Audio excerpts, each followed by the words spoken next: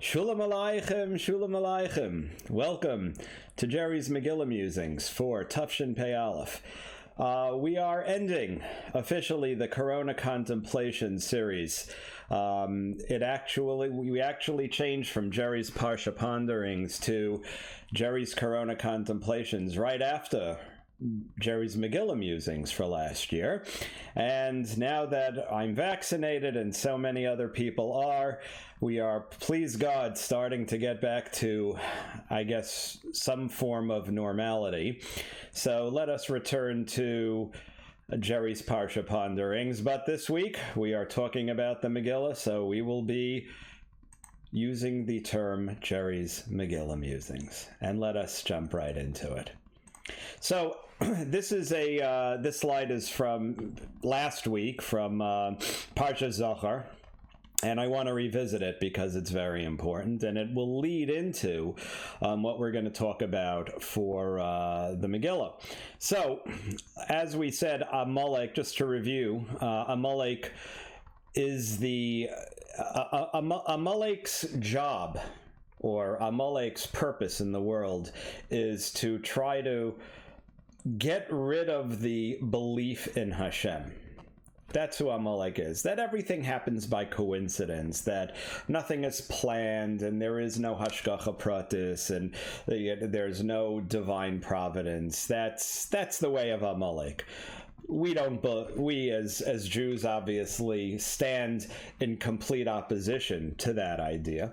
And who was Amalek? Again, to review, they attacked the weak from the rear, and this is, of course, after the whole Hayesh Hashem b'kirbeinu emayin, is God with us or not, at Maso Mariva, and then it says that they attacked us b'Refidim, and Refidim was where we had this kind of battle with our belief when we said, did you bring us out of Egypt that we should all die of thirst, and wouldn't have been better to die in Egypt? And this is the whole battle royale between, if we go all the way back to Yaakov and Esav, between Am Yisrael and Amalek, between good and evil, and their forces. So again, Amalek, Mikra, Karcha, Asher Karcha Baderech. They tried to get you to believe in Mikra, in coincidence. And as Ruchi says, my wife, there is no Mikra, there is only Rak Me Hashem. So, again, to review, we said that in Megillat Esther, Esther tells Achashverosh, when he asks her, Malach Esther Amalko, Ma bakashatech ad chatzi hamalchut v'teyas, what can I do for you, Esther? So what did she say? I'll come back tomorrow, machar. We'll talk about what I want. And she invites him back for the second Seudah. In the battle with Amalek, Hashem tells Yoshua, Machar, I'm going to go up onto the rock, and Umatei Elohim biyadi. Machar, they're attacking right now. So what did we say last week? That Machar is the way we look at things. We know there's a future, and as dark as things might be right now, we know that things will be better in the future, and all we have to do is have emunah and bitachon, and we'll make it through. As Rav Amital said, Mordechai said to Hasach, right? Kol asher karo, the whole idea of karo, which means tell Esther, the child of karo, the mikra, the coincidence, the Hamans, the Hitlers, the Ahmadinejads, and all the haters are there to tell us, where's God? Where's your God now? As they said in the camps. But we saw that there's a machar. And that's the lesson of Purim. So let's take this a little bit deeper. Megillat Esther has no mention of Hashem. This is where we left off last week. Hashem isn't mentioned anywhere in Megillat Esther. The entire thing could be explained away as palace drama, as a Shakespearean play. Yet, we see just how present Hashem actually is. V'nafochu. Everything turned around. Everything turned around. Haman, we know the story. I'm not going to go through all of Megillat Esther. You could read that on your own. But we know that he planned to kill the Jews, and he did the pur, the goral, and it fell out on it fell out in Adar, and all the reasons. There are midrashim all over the place. But the Jews were at their wits' end. They believed the SS were coming. They were waiting for the Akzion. They were waiting to be cleaned out of the ghetto. Yet, we know the whole story. Esther goes into Achashverosh, the Sharvit, etc., and everything turns around that fast. And that's exactly what life is, Rabbosai. Why is Megillat Esther written so cryptically? And why was it that Esther had to practically beg the Anshe Knesset Hagdola, Kavoni Lidorot? And they weren't initially willing to put Megillat Esther as part of the Tanakh. But Megillat Esther is more than just palace drama. Megillat Esther is a proxy for everything we do in life. We don't see Hashem.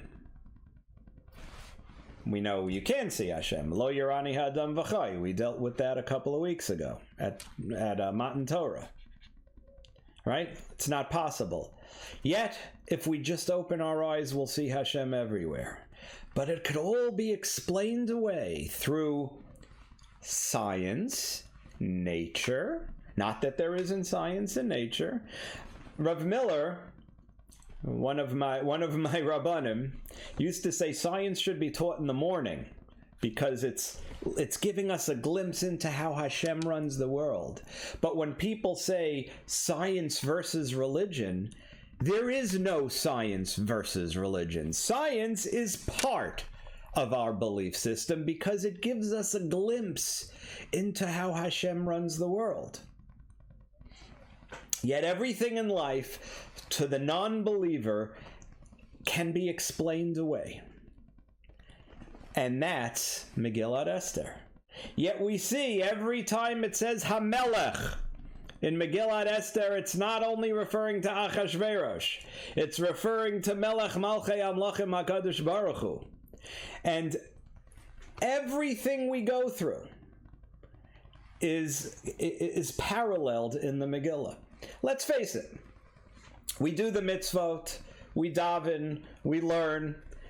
Sometimes we do it out of rote. Sometimes we don't really know what we're doing. Sometimes we might even not believe in what we're doing. Yet we do it anyway because machar. Machar, when's Machar? Machar is after 120 years. We know there's going to be something else. Or even if we don't really believe it, somewhere in us, the Pintel Yid believes it. Our neshama believes it because our neshama comes from there. And we see that right at the end, when things are darkest, dawn breaks. And that's what happened at the time of Esther and Mordechai. It was dark. It was bleak. Yet, in a Keheref Ayin, Yeshua's Hashem, and what was supposed to be a day of national destruction turned into a day of national celebration. We persevere throughout life and through our travails because in the end we know we will prevail. And probably the most amazing part of Megillat Esther, and if you've been to a discovery seminar, you've heard this, but it has to be repeated here, is the story of the Aseret B'nai Haman.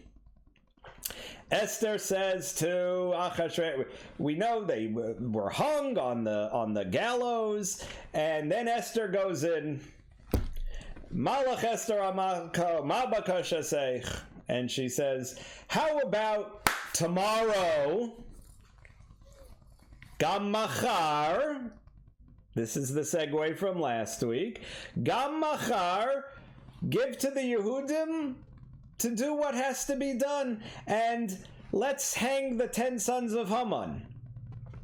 And Achashverosh, do whatever, and what do you mean? They were hung yesterday. They're hanging out there. Look, there they are. What's this machar? So we have to look into the Megillah. And we see by the hanging of the 10 sons of Haman, there are 3 letters that are written very small, and 1 letter that's written very big. And what are those letters? The Tuf in Parshan Dasa, the Shin in Parmashta, and the Zayin in Vaizusa. And the Vav is written big. Vusepis. There's all sorts of. Tufshin Zayin was 1946-47. For our purposes, it was 1946. The Vav is the 6th millennial, which is the current millennium that we are in right now. Not millennium. I have millennials running all over the place, but we're referring to the millennium. Our current millennium that begins with 5, because we're in the... And what happened? At the Nuremberg trials, on 21 Tishrei 5707, which was Tufshin Zayin, 10 Nazis were hung. The last one was Julius Streicher.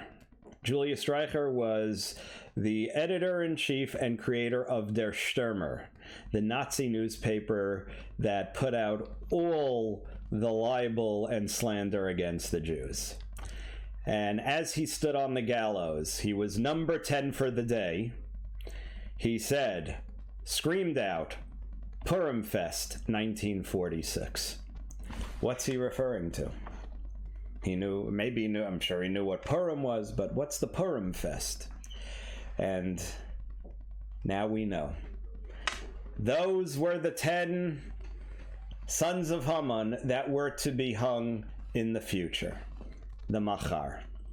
So after the darkest period in Jewish history, the Holocaust, came the Purim Fest, with the 10 sons of Haman being hung on the gallows in Nuremberg. And to this day, no one really knew. I mean, all sorts of explanations were given as to why those letters were different in the 10 sons of Haman being written in the Megillah. But it took until 1946 for us to realize exactly what Esther Hamalka was talking about thousands of years ago. Zachares asher asalacha Amalek. Never forget, never forgive, never again. Shabbos Makar HaBracha, the ultimate Geula comes because of Shabbos, and this week we have got a Shabbos. Purim Mishulash. It's the 15th day of the month of Adar. It's Purim in Yerushalayim. Outside of Yerushalayim, Purim starts on Friday and it extends through Shabbos into Sunday in Yerushalayim. What a wonderful Shabbos this will be. So take advantage of it. Party it up. Have a good time. Enjoy. Make it Freilich and make it holy. Thank you for joining us. Shabbat Shalom, a guten Shabbos, und a freilichen Purim.